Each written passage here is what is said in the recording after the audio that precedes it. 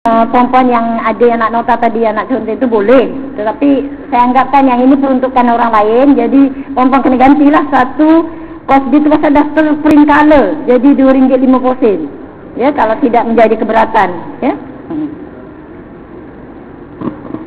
Okey, sebelum tu juga saya nak menjawab ada surat cinta. Bagaimana dengan masalah gantung tidak bertali? Allah, tak ada tali pula, zaman cyber tak ada wayar. Okey, kita dah mula-mula ke, ada yang nak tunggu ke? Okey, boleh duduk lagi ya? Okey, bismillahirrahmanirrahim, kita sambung. Ini khasnya wanita lah, siapa yang nak ni, kalau yang tak ada tu ya. Okey, ini nak jawab sebelum terjauh. Bagaimana dengan masalah gantung tak bertali? Wajibkah dia meminta izin dengan suaminya? Ini bab mahram tadi ya, keizinan suami tadi. Itu saya kata tadi dah jelaskan, sama ada perempuan status isteri itu duduk sebumbung ataupun tidak sebumbung. Sekarang ni banyak juga berlaku ibu tinggal. Kalau ibu tunggal tu mudah kan dia ada kerajaan ni. Ibu tinggal ni yang jadi masalah sedikit ya. Jadi keadaannya sama juga, sama ada nak di mesej ataupun nak di bersemuka lebih baik. Ya, bersemuka, minta halal, minta apa ni kan.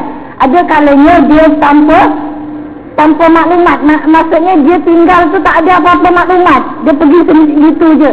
Jadi yang ini pun berapa lama dia ditinggal? Lebih daripada 6 bulan kita boleh dah buat aduan ke ni kan, biar jelas saya nak ni gitu. Dia tak boleh saja-saja. Ya. Okey, masuk ke bab ni balik sebelum kita jauh ya. Okey, saya harapkan yang benar ni. Lepas tu satu lagi ni, ini agak terlalu peribadi ya, bagi isteri yang statusnya tak berapa jelas, yang nikah di luar. Memang kata tadilah, isteri yang atas kertas kan, nafkah kena cari sendiri ya. Dia sebaik-baiknya perempuan kalau dapat lah, walaupun atas kertas yang ada sijil nikahnya itu, sijil nikahnya. Dan dia pula berkahwin ini, mengikut ceritanya dia tidak ada walinya, tak tahu. Kita takutnya perkahwinan ataupun nikahnya tu dia tidak sah ya. Ada juga pengalaman duduk di tugas pejabat kadi dulu, ada berlaku demikian, terpaksa farak nikah tersebut. Maksudnya terpaksa dipisahkan. Ada kalanya kerana walinya ada tapi tanpa maklum kepada wali, pun jadi tak sah ya pernikahan itu. Jadi kalau boleh sebelum nak pergi ke Mekah ni, musafir jauh-jauh buat ibadah ni, kalau boleh ya, jelaskan kedudukan kita dulu isteri, sebagai seorang isteri itu. Ya, jadi kalau dapat bab izin ni bukan setakat dengan suami tu dah lah dia nikah, lepas tu dia tinggalkan satu bab ya. Nikah pula kita tak ada, tak jelas, surat nikah pun tak ada ya. Jadi kalau surat nikah tak ada ni, macam-macam boleh jadi. Kita hukumkan dia tak kahwin lagi pun boleh tak? Jadi kalau dapat jelaskan dululah ya. Okey, yang keduanya, sekiranya berhaid telah melepasi tempoh berhaid, tetapi ini bab satratul nakak, nanti kejap lagi ya, insya-Allah kita kongsi. Boleh tak Ustazah tunjukkan cara wuduk yang sedikit ni? Kalau ikutkan dalam masih ada ciri-ciri yang dengan Dr. Safari minta dia tolong jelaskan dalam bab cara mengambil wuduk. Dr. Safari ada slide dia wuduk menggunakan air botol yang sedikit ni. Bagi orang lelaki mudah, bagi orang perempuan. Tapi kalau ada yang kelapangan nak, nanti kita kena buat di yang pisahlah dengan orang lelaki pasal. Dan kalau boleh perempuan nak bawa pergi ke sana tu pakai terkong tudung tu, kalau boleh jangan bawa yang macam saya punya ni, leceh ya, bawa yang simple, yang mudah, yang senang nak kita bela, jangan terlalu rigid sangat ya. Tak sempat kita nak leceh kan. Satu, yang keduanya melukarkan kita. Dan perempuan kalau boleh nak bawa tudung ni pun jangan yang terlalu ada bab aurat nanti. Ni yang kan telekong sekarang ni ada yang awning tu, pastikan telekung kita nak bawa tu boleh ke dahi kita, ya. Nanti masuk bab aurat, ya. InsyaAllah nanti yang bab aurat kita sentuh. Okey. Okey, daimul hadas ni tadi keputihan yang sampai keluar ataupun, ya. Ni yang tadi, ya. Cara penyelesaiannya basuh faraj daripada keputihan tersebut, ya. Lepas tu memakai tuala ataupun pentilana, ya.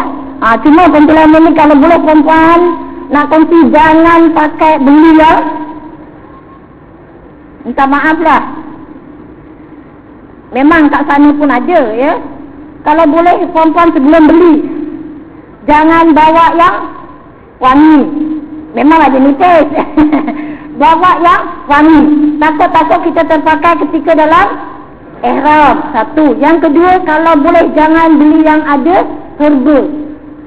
Pasal yang herba tu function dia untuk menyerap. Bagi keluar kat sana kita tak ada rest. Kalau kat sini boleh, kita siang kita kerja, kita tak payah pakai, takut melempah ke apa kan. Kat sana malam kita pakai. Tapi tak nak, takut sampai belum habis kita dah nak bekerja ke masjid, benda tu masih mengalir lagi. Jadi kalau boleh elakkan beli yang herba ataupun beli yang wangi. Pasal wangi itu mesti tujuan kita, ada tujuan nak beli yang wangi kan. Paling tidak kita rasa selesa, kita rasa supaya tak bau-bau yang tadi kan. Jadi kalau boleh beli pun, kalau dapat beli yang banyak sikit tak apa. Pasal apa, kalau kita tak pakai pun kita boleh hadiahkan pada orang lain. Memang kat sana ada murah pun, tidak murah, musim haji dia mahal. Dan saiznya dia ada kalanya kalau orang yang bayar-bayar saya kan, boleh sampai depan ke belakang. Dan kalau perempuan kat sini kita boleh cari sendiri. Kat sana kalau kebetulan dia bukan setakat kedai runcit, ada kalanya kedai runcit dia tak jual, dia kedai ubat kat farmasi. Farmasi sana bukannya kalau macam ke tempat kita ni, farmasi budak-budak SPM kan, budak-budak perempuan yang jual. Kat sana doktor selalunya yang jual. Jadi kalau kebetulan kirim kat abang, dia ulur je bang. Dia pun tak tahu sebutnya apa, dia ulur je. Macam ni, mau macam ni, malu kita ya. Jadi sekurang-kurangnya beli persiapan kita diri kita sendiri. Kalau belum beli, elakkan yang dua tu tadi. Ya ada, kenapa yang di tu ya. Okey. Lepas tu wuduknya pula setelah masuk waktu. Itu yang tadi tu tadi, ya. Kerana yang wuduk yang kita gunakan tadi belum masuk waktu, ya. Okey. Maksudnya kalau untuk solat fardu ke, untuk sunat ke, apa ni, tak kira lah apa jua yang ni, ya. Setelah masuk waktu baru kita boleh buat yang fardu, barulah kita buat yang sunat-sunat, ya. Ya. Masya Allah, lupa. Ya. Okey. Darah fasad pula ni bagi orang perempuan, ya, sekiranya, ya, darah yang keluar dari wanita, ya, daripada ketidinya sama ada nifas ke, apa ni, haid ke, ya, bukan istihadah pun bukan, maka antara dua sisi itu darah haid lah, ya. Okey, yang ini tadi nak jawab tanda permasalahan sekiranya datang lepas 15 hari ataupun Muharram tu dia datang balik ataupun sedikit-sedikit. Dan ya, apa yang dikatakan fatrah an-naqah, ya. Maksudnya tempoh suci dalam hari-hari haid. Ada kan dalam nota kita kalau misalnya fatrah an-naqah ini amat berguna tetapi bukan di sini, ya. Untuk di sana ada tak fatrah an-naqah? Untuk di sana setelah kita nak balik tapi masih belum selesai kerja-kerja haji dan umrah kita yang rukun, ya. Jadi kena ambil kira, ya, setelah kita tahu tempoh hari haid kita 15 hari umpamanya, ya. Tapi masih dalam 15 hari tu, ini dah kira terpanjang dah ni. Pasal dekat sana tu dia boleh berubah. Kalau kat sini biasa kita 5 hari, kat sana mungkin boleh lebih. Kat sini kita biasa sikit-sikit, dia boleh jadi banyak. Pasal tadilah pergerakan kita agak lasak, makanan kita tak seimbang, selalu stres kan. Ya, dia boleh berubah. Ada kalanya tak datang langsung, ya. Tapi kalau misalnya berlaku, ya, kena ambil kira waktu haid kita tu dalam sehari kebiasaan pun dia boleh jadi fatratul anaqah ini. Hari pertama okey keluar, hari kedua keluar, hari ketiga tak keluar, hari keempat tak keluar, hari kelima tak keluar, hari keenam datang balik, hari ketujuh baru terusnya. Jadi hari yang keempat, kelima, keenam tadi itulah dikirakan fatratul anaqah tadi. Jadi kalau memang ada lebih daripada 24 jam atau satu hari satu malam tu, kita boleh mandi ya, lepas tu siap terus pergi ke Masjidil Haram untuk tawaf. Lepas selesai tawaf, kalau belum sa'i, bagi perempuan yang buat tamattu, jangan terus pergi sa'i. Lepas selesai tawaf, dicek dulu. Takut-takut dah ada. Tapi kalau dah ada, lebih baik balik. Ya, bermakna dalam dan kalau misal belum ada, boleh terus kita pergi sa'i. Lepas solat tawaf tu kita boleh pergi cek tak ada apa-apa. Dan misalnya kalau misalnya dalam tawaf tadi pun kita ada terasa basah, terasa panas, lebih baik baliklah. Kita yakin macam tu. Kalau tak ada, kita tengok tak ada apa-apa, boleh terus sa'i. Sa'i pasal kita boleh terus pahala. Selesai dah tu. Dia sampai rumah, keluar balik. Tak apalah. Ya?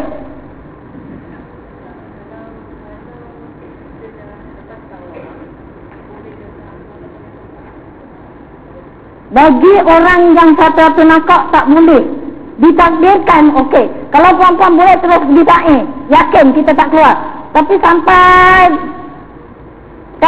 sampai ke rumah baru kita cek. Dia dah ada dah kering. Kita was-was. Silap-silap bulan lepas lepas sa'i kita pun terus gunting. Tak kira lah sama ada kita cabut sendiri ke, kita gigit ke, kita ni kan. Okey, kita pun terus sampai rumah baru kita ada pula. Terbetul dah kita ini keluar masa mana. Kalau masa sa'i, lepas tu kita dah tahalul, kita kena bayar dan pasal tawaf kita tak sempurna tadi, kita bertahalul belum sampai waktu. Tapi kalau nak mudah, lepas tawaf, kita senang tawaf. Takut kita nak pergi bilik air payah kan, kita pun cek tak ada apa-apa, clear lah tu. Saya lebih suka lepas tawaf cek dulu. Pasal kalau tak cek terus sa'i, bimbangnya keluar ketika itu. Ya, satu lagi kalau masa kita nak semayang tu pun kita dah rasa panas, sahih dah tu, ada balik. Sebabnya perempuan kalau nak pergi tawaf jangan terlalu terkejar-kejar. Sebabnya kena pula kalau ikut orang lelaki, ikut suami kan. Sebabnya kalau masa yang perempuan dalam keadaan tak berapa okey tu, dia baik bersendirian, relax kan, kita sambil baca doa, sambil baca Quran ke. Kalau kita tergesa-gesa ni, mulalah ya. Satu lagi kita bimbangnya yang keluar itu kalau pas sa'i, sebelum sa'i pun kita dah tengok ada dia basah ke dah kering. Kalau basah bermakna baru keluar, mungkin dah lepas bayang. Tapi kalau dah kering, mungkin tengah tawaf tadi, pusingan yang keberapa. Itu lebih baik. Pasal sa'i tak ada sa'i, sunat. Jadi kalau sebaik-baiknya lah, mungkin ustaz betul juga, pasal dia pun tak pernah datang haid kan, jadi dia tak boleh nak ukur.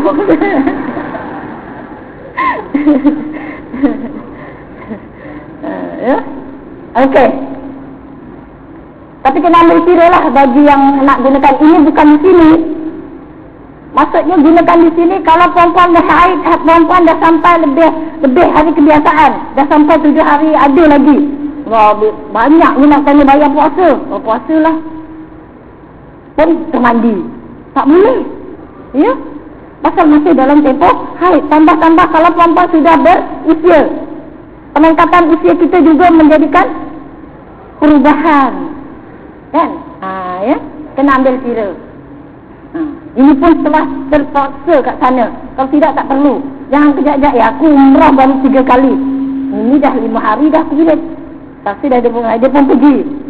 Tak boleh. Ya, kenapa?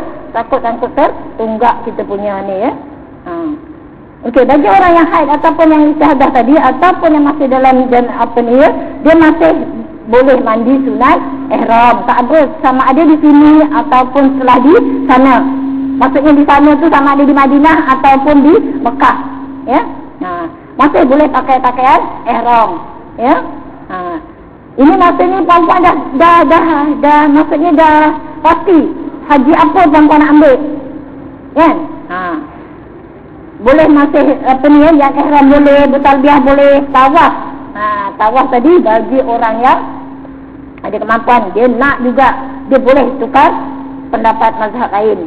Ya, kalau dia nak juga, saya macam mana pun saya nak pergi haji, nak balik ni selesai kerja-kerja haji saya. Tak apalah, bayar jam pun bayar jam lah. Tapi kena ingat ya. Okey, lepas tu dia boleh sa'i lagi, dia boleh wukuf di Arafah, jadi tak masalah ya. Boleh melontar dan buat ibadah selainnya, boleh berzikir, boleh apa ya. Okey. Ini satu lagi permasalahan yang bagi nak ambil kira menahan haid dia. Ya, dia tak payah baca-baca terus pakai. Ini bagi perempuan pun kena ambil kira yang ada suami, kena minta izin suami. Jangan senyap-senyap je. Pasal pernah berlaku jemaah saya ya, dia masih muda dalam 37 gitu. Dia makan ubat tanpa izin suami. Lepas dah sebelum berangkat lagi dia dah telefon, okey. Dan kalau boleh puan-puan merujuk kepada doktor pakar sakit tuan yang Muslim. Kalau yang tak Muslim, sukar kita nak beri tanggungjawab ke dia. Dia marah kita balik, ya dulu tak tanya pula kan, dah kita bayar pula tu kan. Masa ni kita bayar, tapi tak boleh nak dipertanggungjawabkan kerana berlainan ideologi kita kan. Ya.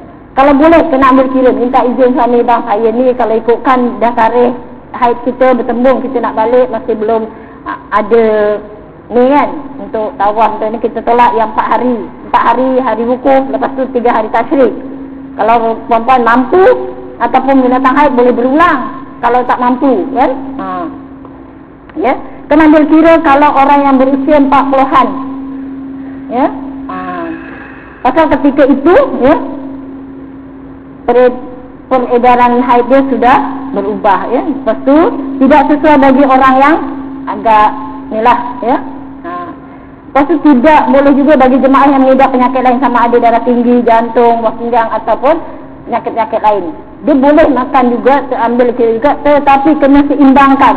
Ya, sama ada dia ambil dulu kan, dia kurang-kurang 3 bulan awal ya. Jadi tidak bertembung ataupun bukan serentak dengan ubat yang dimakan. Ya. Dan jangan hari ini pergi besok terus makan. Begitu juga dengan pemakanan tambahan lain, tak kira vitamin apa-apa. Pasal kalau tak seimbang, tak serasi lagi dalam tubuh badan kita, mula mengganggu. Ya, mulalah pening, loyo, ya, dengan letih. Bagi perempuan kalau nak pergi ke Mekah 2-3 hari nak pergi, jangan hari ni urut. Nak urut selepas atau sebelum sebulan ataupun 2-3 minggu sebelum kita pergi kalau nak urut. Pasal kalau hari ni kita urut, malam ni kita nak bergerak, apa yang berlaku? Langkah sejak tidur kan tak ada demam urat kan. Mulalah dalam kapal terbang orang bersila, orang boleh tidur, awak tak boleh tidur kan. Dan satu lagi perempuan, kalau nak pergi, kalau boleh elakkan hari ni, malam ni nak berangkat, hari ni baru selesai buat kenduri. Pasal apa, penat kita tu lain orang lelaki kita ni ya, takut-takut dalam kapal terbang pun kita tanya pinggang-pinggang tu siapa yang simpankan lah, kuih hari tu tak bayar lagi kan, kuih habis jadi kena ambil kira. Pasal kita orang perempuan banyak benda kita nak keluar, macam-macam kita nak siapkan kan. Tambah-tambah kalau perempuan biasa memang tak berenggang dengan anak-anak, tak kira lah yang masih sekolah ataupun yang remaja sekalipun, kena ambil kira. Sekurang-kurangnya nak pergi ni, kalau dia tak ada mak saudara ke, dia boleh hidup sendiri. Khasnya nak raya. Kita raya kat sana tak apa dah. Ketika anak-anak kita nak pergi tu, siapkan sambal sotongnya, sambal rendahnya, letak kat freezer, siap-siapnya raya pertama, raya kedua. Kalau tidak nanti masa anak kita ada alat komunikasi kan, di telefon, mak macam mana nak buat rendang ni. Mulalah kita kesian anak aku wah itulah anak kita makan raya apa kali ni. Nah bukan pelakon sekali ni kan, tapi dia mengganggu kat sana dekat Mina. Mulalah nak balik dan tak kira, dan nak balik juga. Itu bukan kira. Jadi kalau ketika itu dipujuk tak nampak, dia nampak anak dia nanti nak kita kat situ tak ada ketumpat pun ya. Kena ambil kira itu persiapan ibu-ibu lah ya. Orang lelaki tak kisah, pandai lah dia, ditinggalkan duit je kan. Order je Kentucky ke pizza ke, kita mak-mak ni lain ya. Okey. Cuma nak ambil kira perempuan ya, sebelum, kalau yang ambil tertulis selain itu juga, selain daripada pet, saya nak kongsi dengan perempuan, kalau boleh elakkan daripada beli yang kita nak bawa ni, pakai tampon ya. Ya, kalau ada lah, kalau misalnya ya.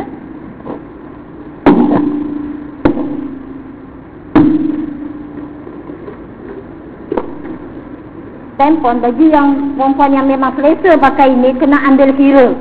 Memang dia bendanya kecil dia, kan? Kalau yang biasa pakai inilah. Dan ini dia agak mahal sikit, saya tahu. Kalau perempuan yang memang selesa pakai ini, yang dulu-dulu dia tak ada panty liner tu, pakai ini.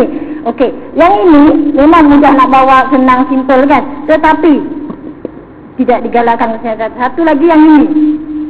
Ini yang dah dibuka. Tu yang lain. Orang lelaki.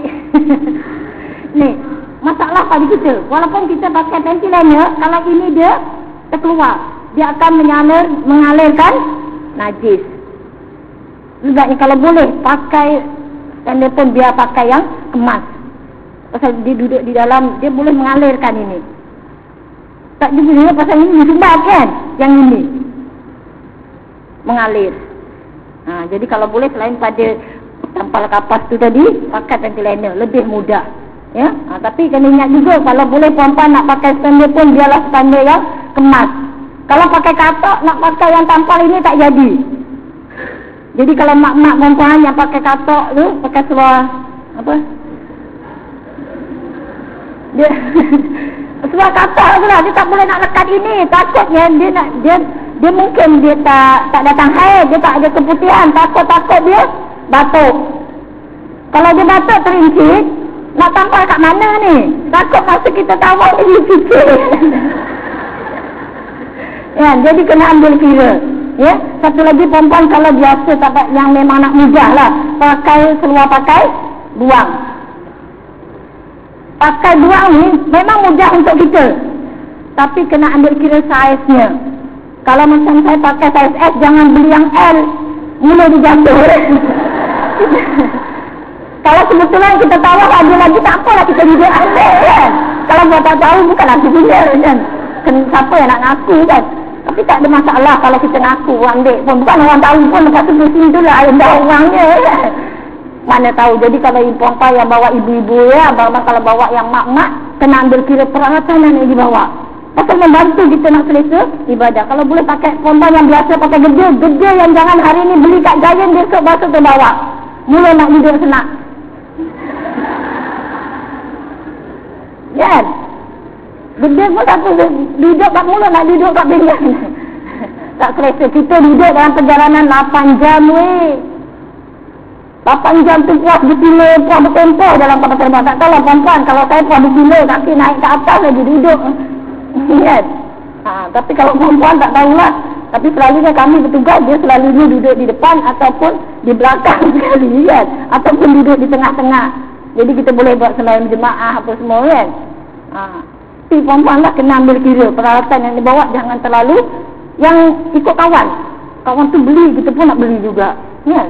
Khasnya peralatan yang boleh untuk membantu ibadah kita. Token kan, kain telukung ya, bab-bab aurat ni kena ambil kira ya. Okey.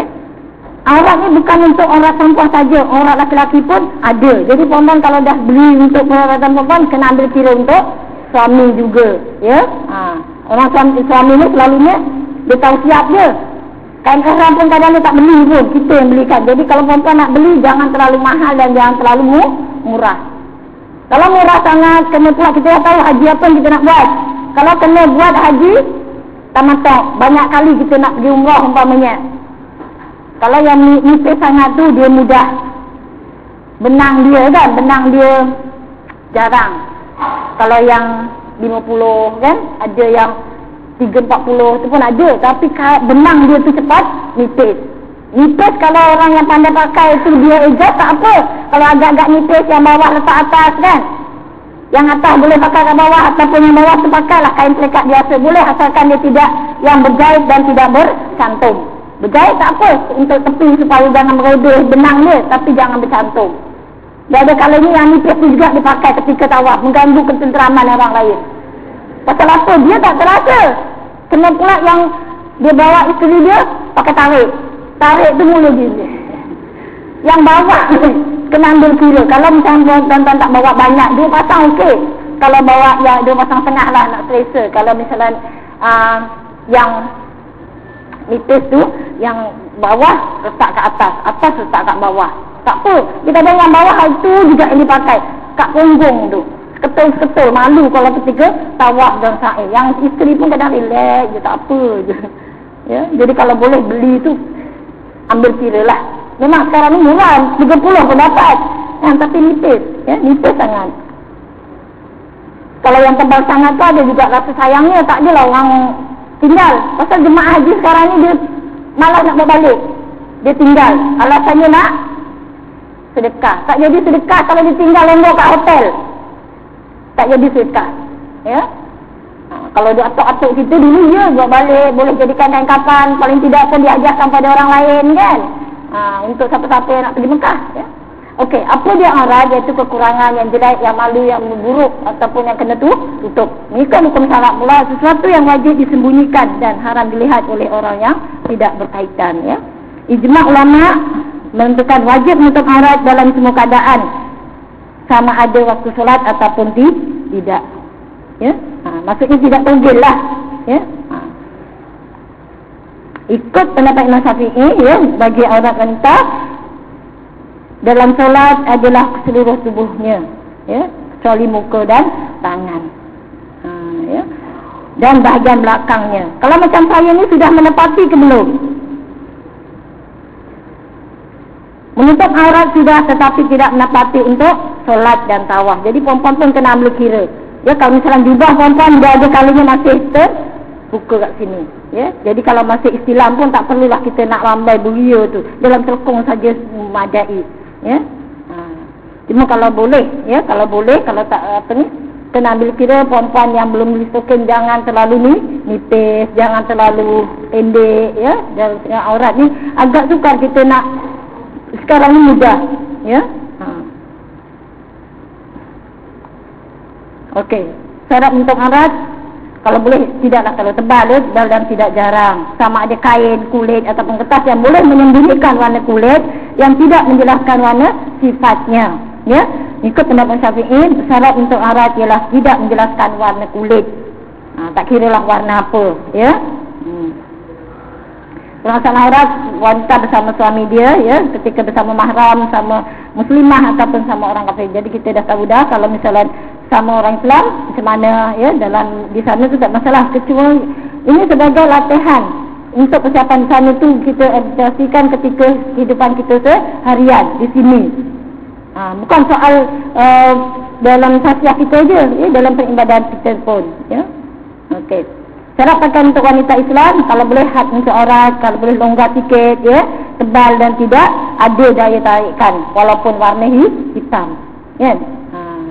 Syarat tambahan, pakaian yang dipakai itu tidak menyerupai lelaki dan tidak, kalau boleh jangan sampai serupa pada orang yang bukan Islam. Sekarang ni kan banyak, satu lagi sorak dia pun kan.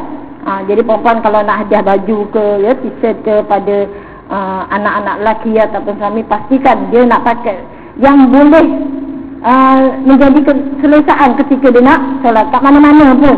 Pasal kalau kita tengok, kalau tidak di sana pun ketika Jumaat, perasan tak kalau di depan tu okey, kadang di sana belakang tu, kan?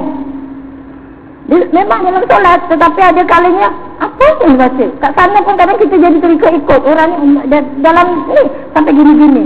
Rupanya dia baca di belakang orang tu ada tulisan bulat kan. Dia pun sampai gini-gini buat baca bulat tu. Kalau boleh lah pergi ke sana tu, kalau boleh bawa yang tidak bercorak sangat. Baik lelaki, baik perempuan, ya. Kadang corak tu menggambarkan ni lah, ya. Pasti pakai yang kita pakai tu bukan dipakai atas dasar sombong ataupun masyhur. Dia kadang tak cerita, ya, cuma nak sebut atas sikit baju air tu, ya. Dan kalau boleh elakkan bawa pakaian yang nak pergi sana tu yang menyukarkan kita, nak jaga. Nak letak kat bilik dia takut masalah, kan. Hantar dobi takut cicir butang dia, labusinya, kan, mata-matanya. jadi yang mudah pada kita. Tak sempat kita kadang nak fikir, ya, walaupun kita duduk hotel yang ni, ya. Okey. Sebelum bab aurat ni juga, kalau boleh perempuan saya nak kongsi, kalau perempuan belum beli, ya, kalau dah beli tak apa, boleh bawa token tangan. Kalau bagi yang okey ke tidak ni pada pandangan puan? Kenapa? Ya, jadi kalau puan belum beli, kalau dah terbeli, tak nak bawa itu juga lawa. Ini hadiah umpamanya. Kita boleh lipat. Pasal kalau masih pakai yang sini kita tak menepati lagi. Jadi kalau perempuan nak pakai boleh. Ya, mana tahu kalau kebetulan telekong kita untuk telekong saja kan. Ya, satu lagi telekong pun kalau boleh perempuan yang tidak terlalu longgar sangat. Pasal kalau longgar sangat, ya, masa kita di sana kita pakai beg sandal.